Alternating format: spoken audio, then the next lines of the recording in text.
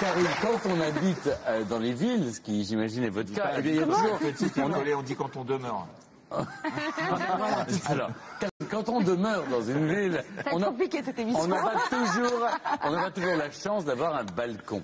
Or, c'est bien d'avoir un peu de verdure près de soi. Pourtant, oui, parce que le vert, ça apaise. Hein, c'est pas que parce que c'est bon pour nos poumons, pour tout. Bon. Heureusement, imaginez-vous, en 1829, un médecin londonien, le Dr Ward, a fait une expérience. Il a mis une chrysalide de papillon avec un peu de terre dans un flacon de verre.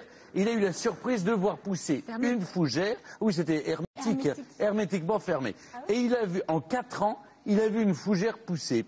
Le terrarium était né. Alors Isabelle, vous êtes allée rencontrer pour notre plus grand bonheur un spécialiste du genre. Absolument. Mais avant, j'ai une petite question à vous poser, Karine. Est-ce que vous avez la main verte? Non. Ah, non, voilà, c'est la chance. Donc cette chronique est pour vous. Et pour vous tous aussi, qui, faute d'avoir la main verte, avaient renoncé à avoir la moindre plante verte chez vous.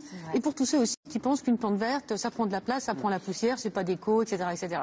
Alors moi, je suis allée à la rencontre de Noam Lévy, un passionné de verdure, qui a ouvert un atelier boutique spécialisé dans les terrariums.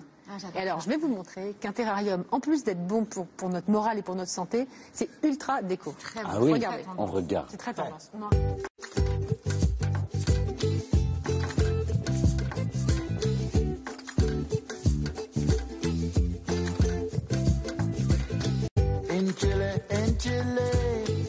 C'est complètement magique, hein. Et en plus, c'est très décoratif, vos compositions. Ce sont des petits écosystèmes qui s'entretiennent tout seuls. Un petit paysage sous verre. Expliquez-moi exactement comment ça fonctionne, parce que j'ai du mal à comprendre comment des plantes peuvent vivre sans aucun oxygène. On a réalisé cette composition il y a 9 mois. Tout ce dont elle a eu besoin en apport extérieur, c'est un arrosage et à peu près 5 mois. Et de lumière en quantité tous les jours. C'est le seul apport dont elle a besoin quotidiennement. Et c'est pas nous qui l'apportons, c'est le soleil en se levant tous les jours. Oui, on voit à l'intérieur, en fait, ça dégouline de vapeur. Elles émettent de la vapeur d'eau naturellement. Cette eau se condense sur les parois et retombe à l'intérieur de la terre. Là, les racines vont prendre le relais, absorber l'eau et faire en sorte que cette eau soit recyclée en permanence. C'est pour ça que ça s'arrose extrêmement peu.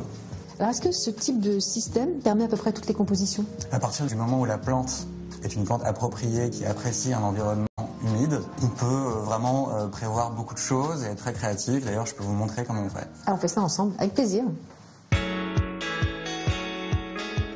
Alors, au départ, il nous faut un bocal. Voilà, un bocal transparent, de préférence en verre, parce que c'est un matériau plus noble, avec un couvercle pour maintenir l'humidité en place. On commence par disposer le drainage, qui est là de la pouzzolane, de la roche volcanique.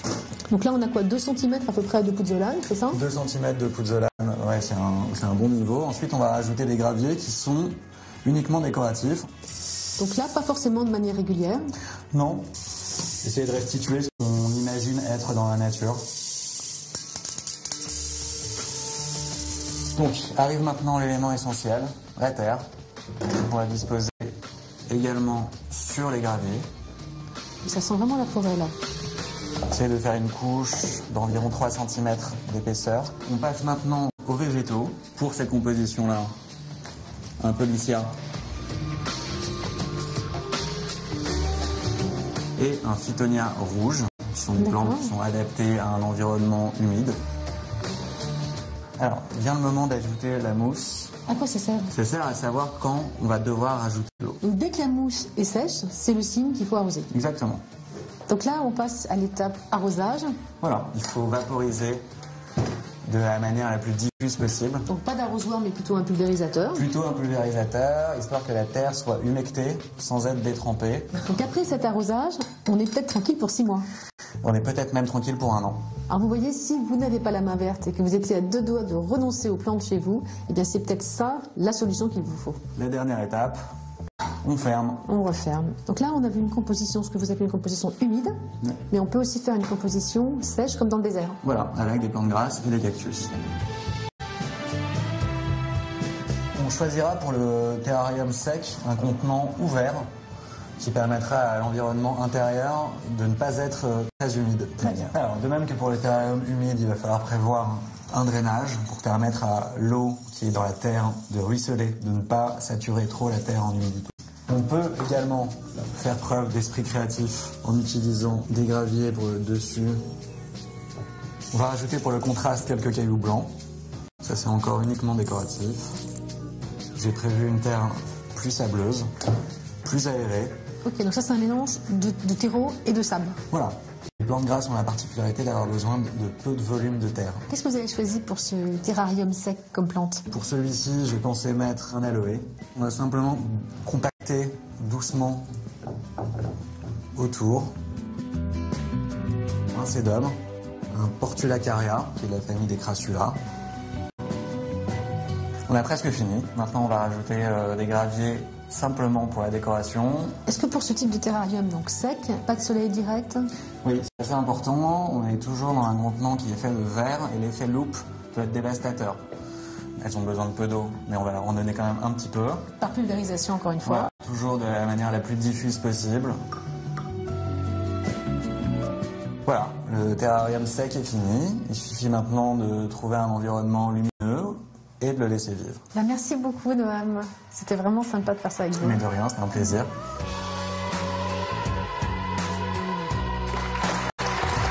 C'est super, Isabelle. C'est super. Oh là là, mais c'est plein de poésie. Ça n'arrive jamais. Non, mais attendez, on vous pose des questions, Isabelle. Il va falloir que vous répondiez quand même. Toutes les questions. Donc c'est enfermé dans le bocal depuis des années, parfois 10 ans. Alors certaines qu'il a testées, il les a oubliées complètement, un bocal fermé, type bocal de conserve, avec une vis, un bouchon à vis. Et il a découvert que ça pouvait vivre, c'était autosuffisant. Oui, ce qui est c'est ce qu'on appelle la photosynthèse. Mais c'est ça, la photosynthèse.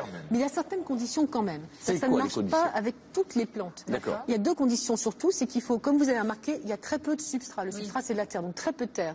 Ça veut dire qu'il faut des plantes qui aient un petit système racinaire. Oui. Et des plantes à croissance lente. Oui. Imaginez-vous que si vous prenez un truc qui pousse à toute vitesse, au bout d'un moment, ça ne pourra pas vivre dans le... C'est façon bonsaï, donc. Celle-ci a combien de temps, Isabelle, par exemple? Alors, celle-là, je crois qu'elle a 5 ans. Ça fait 5 ans. Celle que vous avez derrière moi sur le plateau, vous avez un petit bonsaï dans le plus grand des deux terrariums. Il a 8 ans déjà. Et là, si vous ouvrez, c'est foutu. Ah non, pas du tout. Mais il faut le couper quand même de temps en temps ou absolument pas, vous le touchez pas? Normalement, on ne le touche pas. C'est vraiment l'histoire d'avoir une plante qu'on peut observer pour les enfants. C'est extraordinaire aussi. Parce qu'on peut le tourner, on peut regarder. Moi, je les laisse toutes mourir, les plantes chez moi. C'est désespérant. Et en plus, c'est pas vous, c'est elles qui veulent mourir. Bon, écoutez, idéalement, on leur donne un petit peu d'eau. Mais quand, mais combien de temps? 2 ou 3 fois par an, c'est tout. Mais quel jour? Il faut le noter sur un agenda. Il faut mettre une croix. Le secret de bon jardinier, c'est d'observer les plantes de son jardin. C'est-à-dire que même si vous avez des plantes vertes chez vous, de temps en temps, trempez votre doigt dans la terre et regardez si c'est sec. Toutes les espèces ne sont donc pas adaptées pour les terrariums. Absolument pas. Et d'ailleurs, je vous mettrai sur le site, parce que c'est assez long à écrire et les noms sont compliqués, je vous mettrai les plantes adaptées au terrarium humide, comme cela, au terrarium sec que tu adores. Voilà. Et donc on peut le faire soi-même. Exactement. Est-ce que ça vous plaît, Karine? J'aime beaucoup. Non, j'aime beaucoup, mais je ne connaissais pas. Je suis très étonnée. Et comme je n'ai pas la main verte, je vous l'ai dit tout à l'heure, donc oui, ça m'intéresse. C'est un photophore? C'est pas fait pour mettre c'est comme un bocal. Donc celui-là, en l'occurrence, c'est un bocal de pharmacien un peu à l'ancienne. Mais vous pouvez très bien le faire avec un bocal fermé, comme les bocaux, ces fameux bocaux qui servent à mettre des conserves. Évidemment, est-ce qu'on le met près d'une fenêtre? On le met parce que près de la fenêtre, il y a des radiateurs. Une plante verte, elle est comme nous, elle a besoin de la lumière du jour. Pour que la photosynthèse se fasse, la condition obligatoire, c'est la lumière. Ou les lampes adaptées. Parce que nos appartements sont vraiment assez chauffés l'hiver. Là, sa boutique à lui, c'est comme une boutique de fleuriste, elle est très très peu chauffée et les plantes, elles s'éclatent. Ah oui, c'est ça. Ils n'aiment pas le chauffage. Si ça vous tente, et si vous avez par exemple chez vous une jolie collection de bocaux dont vous ne savez pas quoi faire, le mieux c'est d'y mettre ce type de kit. Donc Noam Lévy vous les envoie. Il vous propose des kits. Entre 25 et 28 euros. C'est génial. Mais en plus, à faire soi-même, je trouve que c'est un cadeau formidable. Vous arrivez à un dîner, pour 28 euros, vous avez un beau cadeau qui impressionne. Surtout, c'est l'occasion. Oui, c'est pas commun, c'est ça. Est-ce qu'on peut mettre une bestiole à l'intérieur? Non, on ne met pas de bestiole. Vos chiens ne finiront pas dans un bocal. Qu'est-ce qui se passe, Stéphane? Non, mais tant qu'il y a un terrarium. Dans un terrarium. Je sais pas, une fourmi, un insecte. Elles vont se développer dedans. Oui, une coccinelle. Des petits micro-organismes. Normalement, s'il est sain, oui, il y aura forcément des organismes. C'est plein de poésie, Isabelle, c'est comme vous. Eh bien, Karine, puisque ça vous a plu, eh bien, je vous offre une kit. C'est gentil, merci Isabelle. Je vous mettrai l'adresse de l'atelier boutique. Je vous donne tout. Ah, c'est génial, vous allez le faire. Mais vous avez un bocal? Est-ce que vous avez un bocal? Oui. Eh bien, écoutez, voilà. Vous aurez un terrarium à la maison, chère Karine. Super. Merci Isabelle, vous nous avez enchanté. On trouvera tous les renseignements sur france2.fr/ccvb.